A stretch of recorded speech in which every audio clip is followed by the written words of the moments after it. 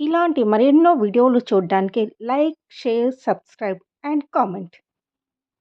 ఈరోజు ఈ వీడియోలో 2024 సంవత్సరంలో శ్రావణ మాసంలో వరలక్ష్మి వ్రతం పూజ శుభ ముహూర్తము ఎప్పుడు ఉన్నది, వరలక్ష్మి వ్రతం ఎందుకు చేస్తారు అన్న విషయాల గురించి తెలుసుకుందాము.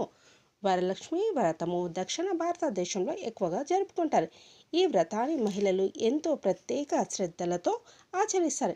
ఈ వ్రతాన్ని ఆచరించడం ద్వారా లక్ష్మీదేవి ప్రత్యేక ఆశీర్వాదం లభిస్తుందని, ఇంట్లో సిరి సంపదలతో నిండి ఉంటాయని నమ్ముతారు. మహిళలు దీర్ఘాయుష్యు కోసము, సంతానము, ఉజ్వల భవిష్యత్తు కోసం, సంతోషకరమైన జీవితం కోసము వరలక్ష్మి వ్రతాన్ని ఆచరిస్తారు.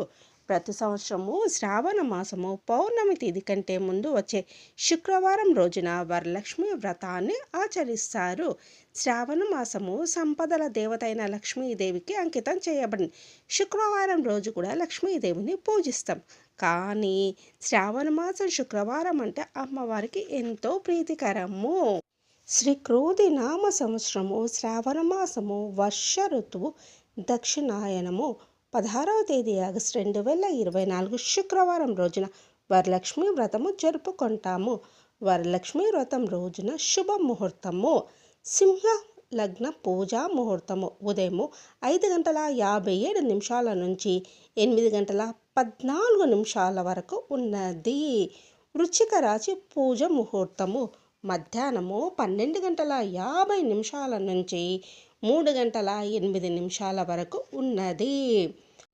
కుంభ లగ్న పూజా ముహూర్తము సాయంత్రము 6:55 నుంచి 8:22 వరకు.